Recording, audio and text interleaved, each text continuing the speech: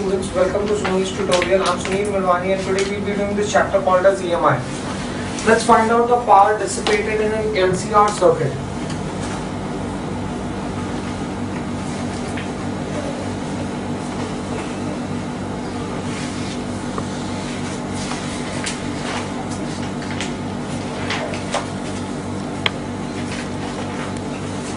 Let's find out the power in an LCR circuit. Now, let's draw an LCR circuit. Let's consider an LCR circuit where resistance, inductance and capacitance are in series. Consider an LCR circuit with L, C and R in series. R, L and C in series.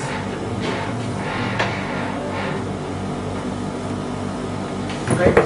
That's my LCR circuit R, L and C. Fine. Now, in such a circuit, there is going to be a phase difference between the applied EMF and the current. Right? In such a circuit, I can say, in such a circuit, there is a phase difference of phi between the EMF and the current. Right, there is going to be a phase difference because of the presence of inductor and capacitor. Right, now the instantaneous EMF,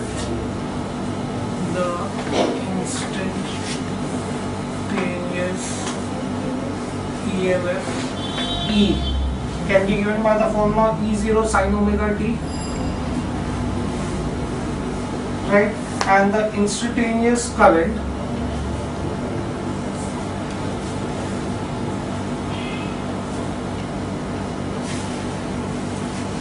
now either the EMF would lead the current or the EMF would lag the current depending upon the value of L and C.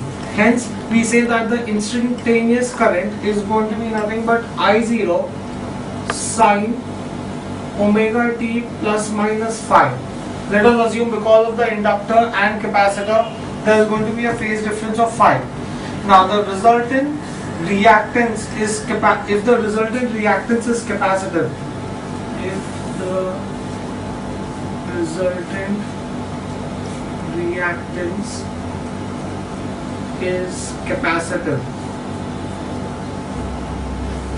that means that XL is less than XC.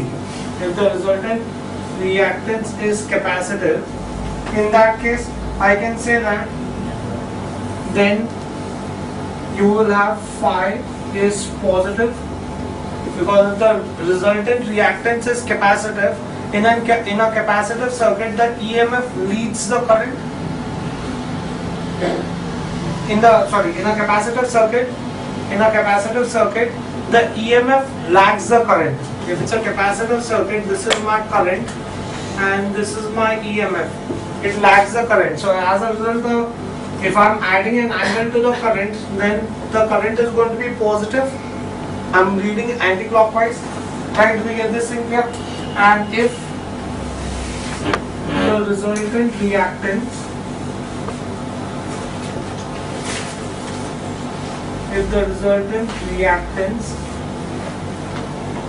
is inductive, that is if XL is greater than XC, then phi is going to be negative, because in an inductive circuit the EMF leads the current, hence the phase angle of the current is going to be less than that of the EMF, right? Now I can say that the instantaneous power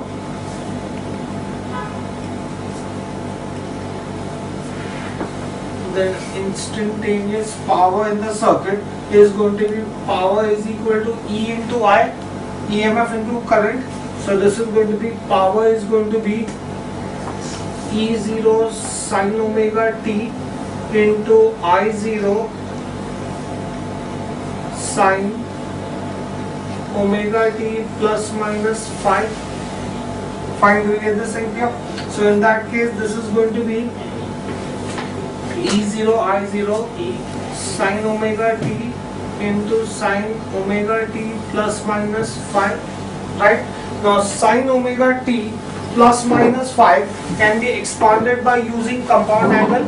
If I use compound angle formula, I can say this is nothing but E0 I0 sine omega t sine A plus B is sine A cos B plus minus depending cos A sine B, right?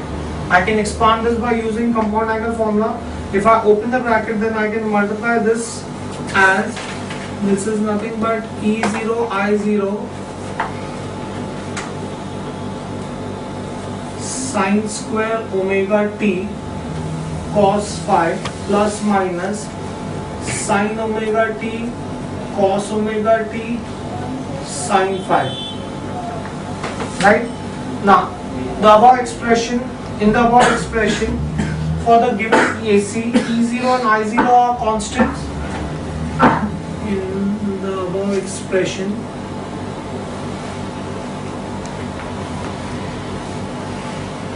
for AC supply, E0 and I0 are constants. These are the peak values of EMF and current, right? Since they are constants, I can also say cos phi and sin phi are constants depending upon what is the value of inductive reactance and capacitive reactance. Once the phase difference is found out, then that phase difference would remain constant. I can say therefore the average power dissipated in the circuit, the average power dissipated in the circuit, the average power dissipated in the circuit, that is P average, is going to be nothing but 1 upon T integral of 0 to T P dt. We had done this in the previous lecture, right? So I can therefore say that P average is equal to 1 upon T integral of 0 to T. P we found out is nothing but E0 I0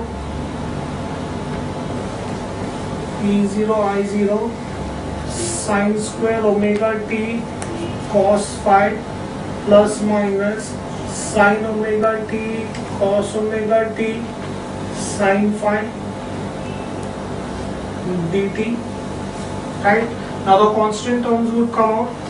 I would say that this is nothing but P average is going to be 1 upon T. E0 I0 is constant peak value of EMF and current. Split the integral sign. So in that case, this will be cos phi integral of sine square omega t dt plus minus sine phi integral of sine omega t cos omega t dt, right? When the limits are between 0 to t. Now we had already proved that integral, but when we are doing inductive and capacitive circuit, we had proved that integral of 0 to t sine square omega t dt is equal to t by 2 and integral of 0 to t sine omega t cos omega t is 0, right? Now if I substitute these values, omega t dt is 0. If I substitute these values, I will get P average is E0 I0 upon t cos phi. This can be written as t by 2, right? Plus minus sine phi. This is 0, right? Hence I can say that this is nothing but E0 I0 upon T into cos phi into T by 2. Fine. T and T gets cancelled. Now 2 can be written as root 2 into root 2. So this can be written as E0 upon root 2 into I0 upon root 2 into cos phi. Right?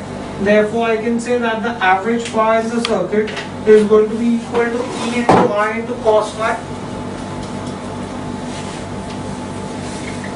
Therefore, P average is going to be E I cos phi, where E stands for the RMS EMF and I stands for the RMS current, right? Where I can say E and I are RMS EMF and current. Fine, do we get this thing clear? So it is very clear from the expression that the average power in an LCR circuit depends upon the effective value of EMF, depends upon the effective value of current and the phase difference between these two values. You can say therefore the average power dissipated in an AC circuit depends upon first the effective values of EMF and current, and second the phase difference between these two values.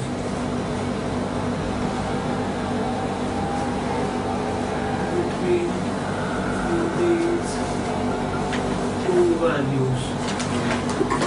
Right? Now this value cos phi, which is the phase difference between the effective EMF and the effective current, is called as the power factor. The factor cos phi is called as the power factor. Fine, do we get this idea?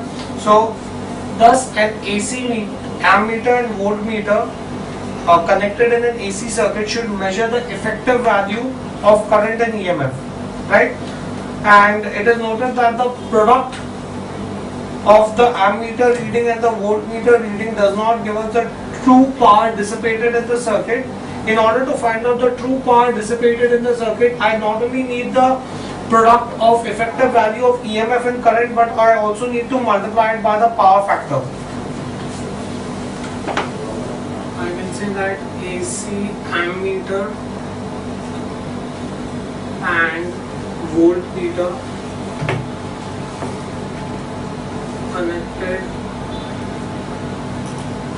in AC circuit measure the effective values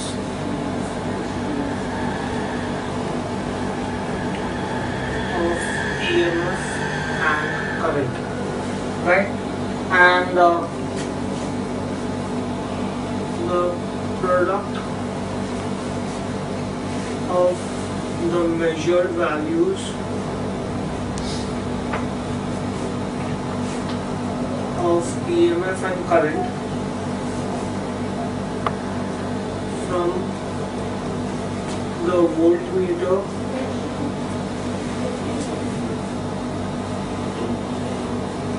and ammeter do not give the true value of power dissipated, average power dissipated in the circuit.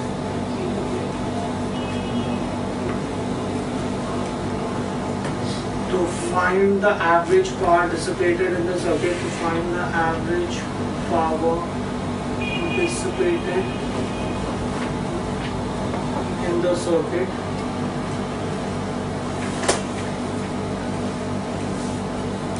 the to find the average power dissipated in the circuit, the EMF and current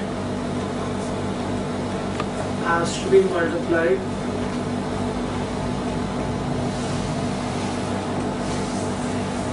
by the power factor.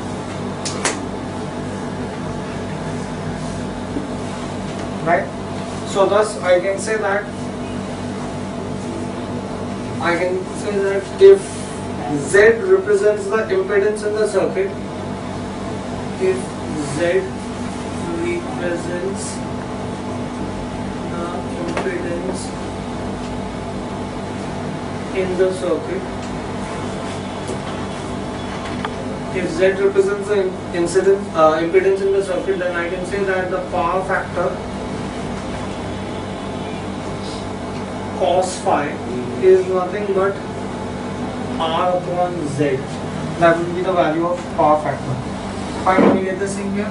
So do we understand the power dissipated in an LCR circuit? Now, let us try to find out the resonance of an LCR circuit. Right? Next.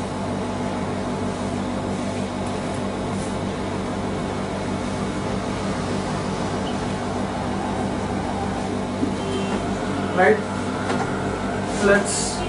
In a resonance circuit, first let's find out a series LCR circuit. Right? Let's draw a series LCR circuit.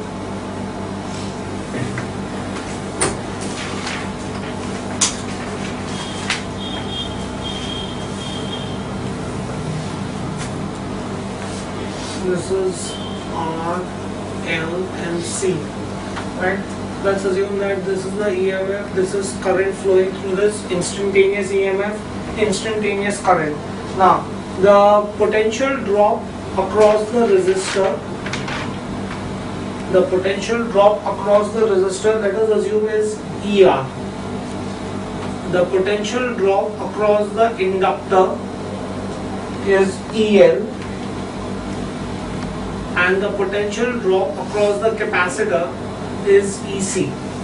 Let us assume that ER, EL and EC are the potential drop across the resistor, inductor and the capacitor. Let's write this down. Consider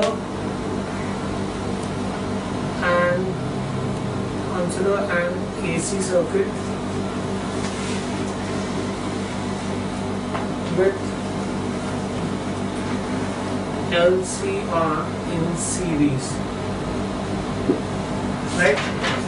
Now, I can say that the instantaneous current in this circuit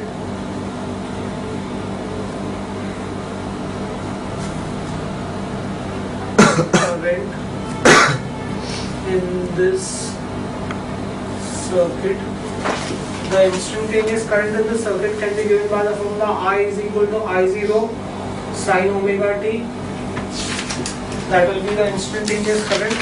Now, the value of instantaneous EMF across the circuit, the value of instantaneous EMF is equal to the sum of the EMF across the resistor, inductor and the capacitor. The total EMF supplied by the circuit is being used by the resistor, inductor and the capacitor. Thus, I can say that EMF is nothing but, now the EMF, the potential drop across the resistor is going to be R into I, Ohm's law. It is going to be the value of resistance V is equal to IR. So it is going to be the value of resistance and the current, the product of this, plus across the inductor, the value of inductance is L di by dt, again using Ohm's law here, and across the capacitor is going to be Q upon C, V is equal to Q upon C, right? So that is going to be the total EMF that will be there in the circuit, instantaneous EMF in the circuit. I can say, but L di by dt will be nothing but L d by dt. Instantaneous current I said is I0 sin omega t, right? So in which case I can say that L di by dt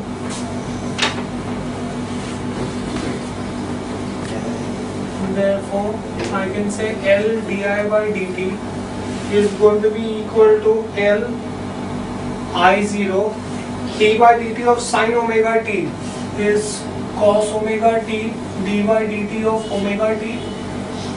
So L di by dt is going to be I0 L d by dt of cos omega t is going to be omega. So omega I0 L cos omega t. Right? Similarly, I can say that Q upon C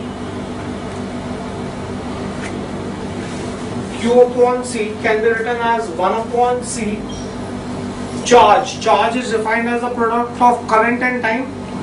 Current is the rate of flow of charge. Therefore, this can be written as integral of I dt. Because instantaneous current, so I want to find out total current, hence I have to integrate. So this is going to be equal to 1 upon C integral of I we had found out is I0 sin omega t dt. So this is nothing but I0 upon C integral of sin omega t is minus cos omega t upon omega, minus cos omega t upon omega, right? So in that case this is going to be minus I0 upon omega C cos omega t, right? Thus if I substitute these values in the equation of EMF, I can say therefore the EMF in the circuit, the EMF in an LCR circuit is going to be equal to Ri. I can be substituted as I0 sin omega t plus L di by dt. L di by dt we found out is nothing but omega I0 L cos omega t plus Q upon C. Q upon C we found out is nothing but I0 minus I0 upon omega C cos omega t, right? Now in all the three terms I0 is common, so I can say E is equal to I0 R sin omega t plus I0 is out, right? I could take between these two terms, I could take cos omega t common. If I take cos omega t common, I will get omega L plus minus 1 upon omega C, right? I0 is common outside, cos omega t I am taking common, so that will be omega L minus 1 upon omega C, right? But omega L is nothing but XL and 1 upon omega C is nothing but XC, right? So in that case I can therefore say that the instantaneous EMF will be I0 R sin omega t plus XL minus XC cos omega t. Fine, do we get this thing clear? Now let's multiply and divide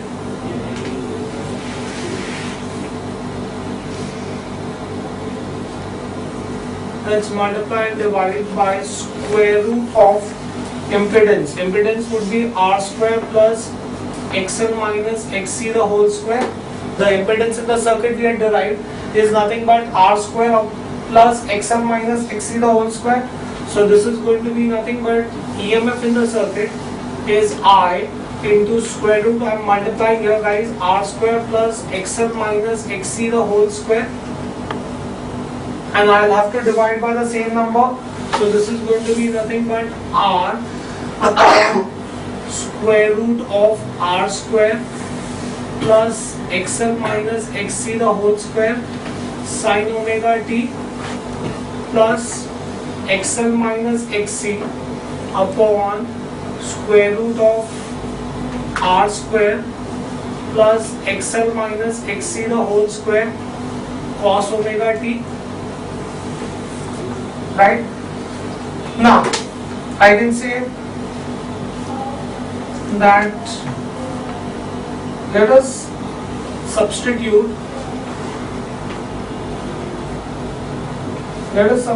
that tan phi is nothing but XL minus XC upon R, guys, in an LCR circuit. Right? Let's assume that this is my angle phi. Right? So in that case, the phase difference here would be XL minus XC and this would be R, where this is say 90 degree.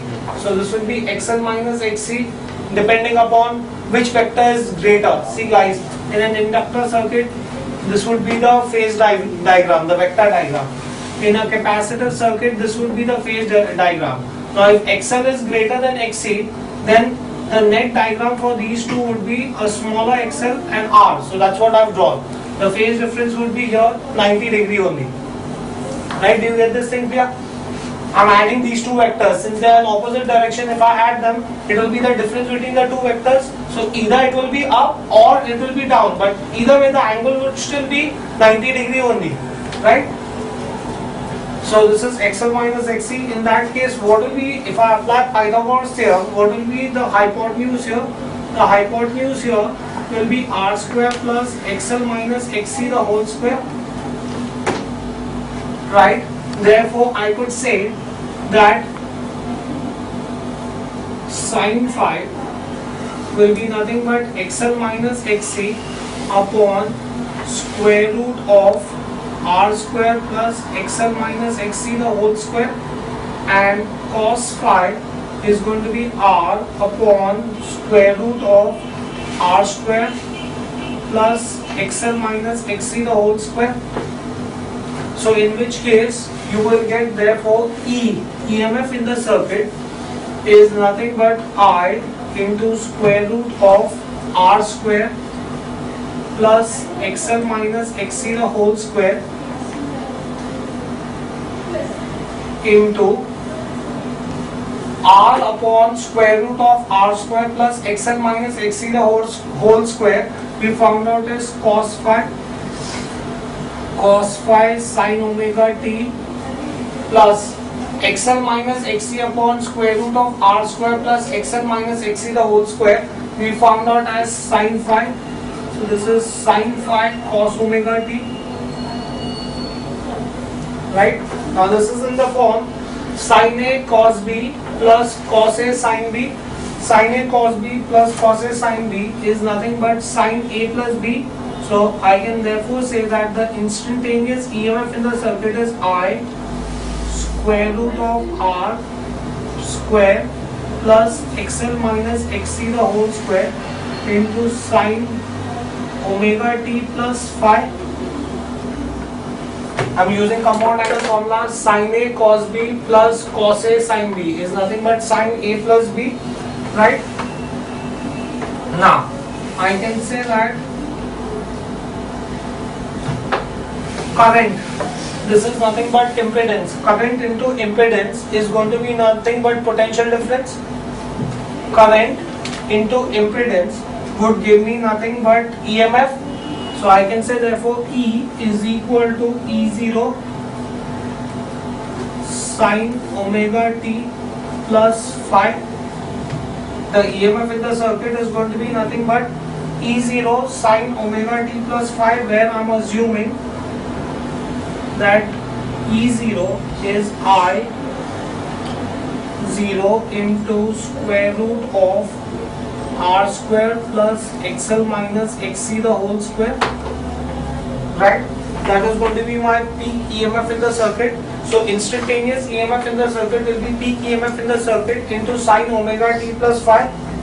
Right? I can also say that we had found out tan phi. Therefore, I can therefore say that also phi is going to be equal to tan inverse of XL minus XC upon R. Right? That is going to be my phase angle. Now, since I've assumed that the peak value of EMF,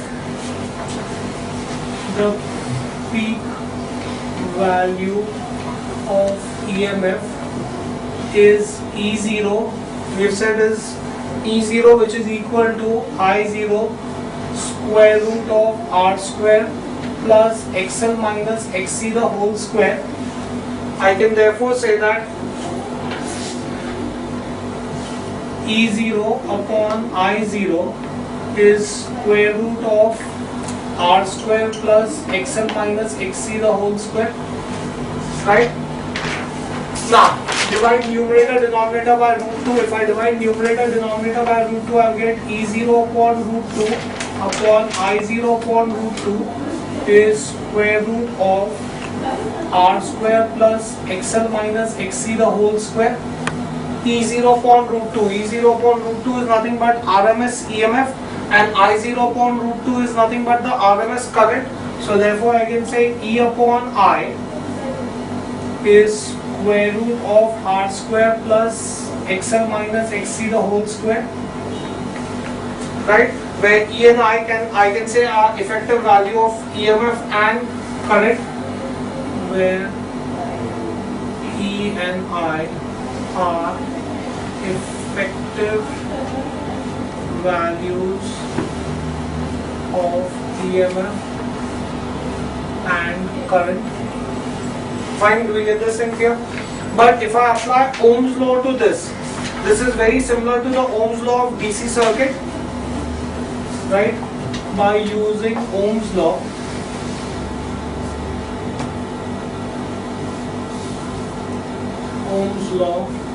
of DC circuit, E upon I is nothing but resistance. So if I apply Ohm's law to this, I can therefore say that the impedance of the circuit is nothing but square root of R square plus XL minus XC the whole square. Right? Do we get this thing clear? So I can therefore say that impedance in an AC circuit is equal to E upon I and is also equal to E0 upon I0. Right? So the effective value of current in the circuit, will be EMF upon impedance. So I can say that the effective value of the current in the circuit will be EMF upon square root of R square plus XL minus XC the whole square. Now, if XL becomes equal to XC, if the inductive reactance becomes equal to capacitive reactance, then Z will be square root of R square plus 0. So Z will become equal to R. Right? This is going to be the minimum impedance in the circuit. So the minimum impedance in the circuit will be equal to the resistance of the circuit when the inductive reactance becomes equal to the capacitive reactance. Fine, do we get this thing here? So in this case, the impedance in the circuit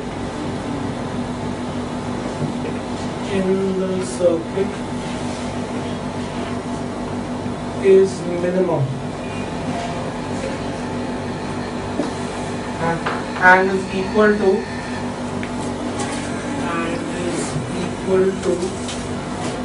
the resistance in the circuit.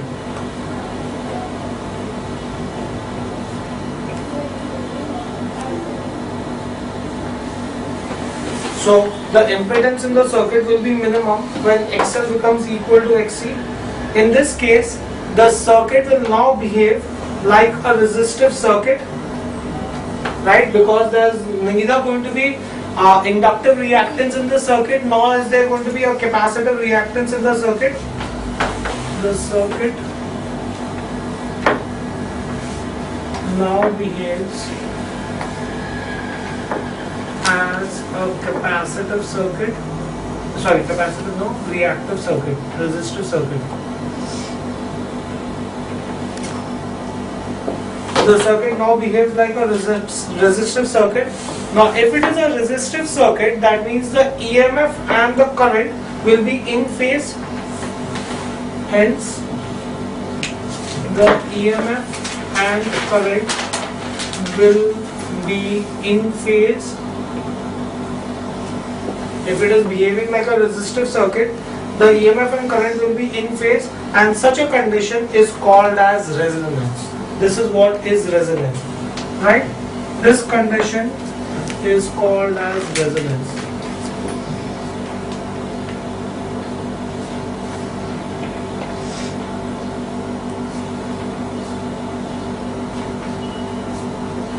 Right? Resonance is when the inductive reactance is equal to the capacitive reactance, and hence an LCR circuit now behaves like a resistive circuit. If it behaves like a resistive circuit, the impedance of the circuit is minimum and the EMF and the current become in phase, right? Such a condition is called as resonance. Now for inductive reactance to be equal to capacitive reactance. Now inductive reactance and capacitive reactance depend upon frequency. The inductive reactance will become equal to capacitive reactance only for a certain frequency, because if you remember, XL is 2 pi FL and XC is 1 upon 2 pi FC. XL and XC depend upon frequency, right? The frequency at which XL becomes equal to XC is called as the resonance frequency. The frequency at which XL becomes equal to XC is called as resonance frequency. So resonance frequency is that frequency at which XL becomes equal to XC, right? Now if XL is equal to XC, that is XL is equal to XC, XL is nothing but omega L, XC is nothing but 1 upon omega C. Thus, I can say that omega square will be equal to 1 upon LC. Omega goes up, L goes down. In which case, I can therefore say that omega will be square root of LC. I can therefore say that omega is going to be 1 upon square root of LC, right? But what is the value of omega? Omega is nothing but 2 pi f. Let's call that frequency as resonance frequency. But omega is nothing but 2 pi fr, where fr is the resonance frequency. Thus, I can say that 2 pi fr is 1 upon square root of LC. Therefore, fr is 1 upon 2 pi root of LC. Therefore, that's my equation for resonance frequency. Resonance frequency is 1 upon square root of 2 pi root of LC. Right? Do we get this thing clear? So, do we understand resonance in a circuit? In that also in a series LCR circuit. Fine, do we get this thing clear? Right? So at resonance, the impedance will be minimum, right? The EMF and current will be in phase, and an LCR circuit would behave like a DC circuit. Fine, do we get this thing clear? Okay, we'll stop this here for the day. Thank you very much.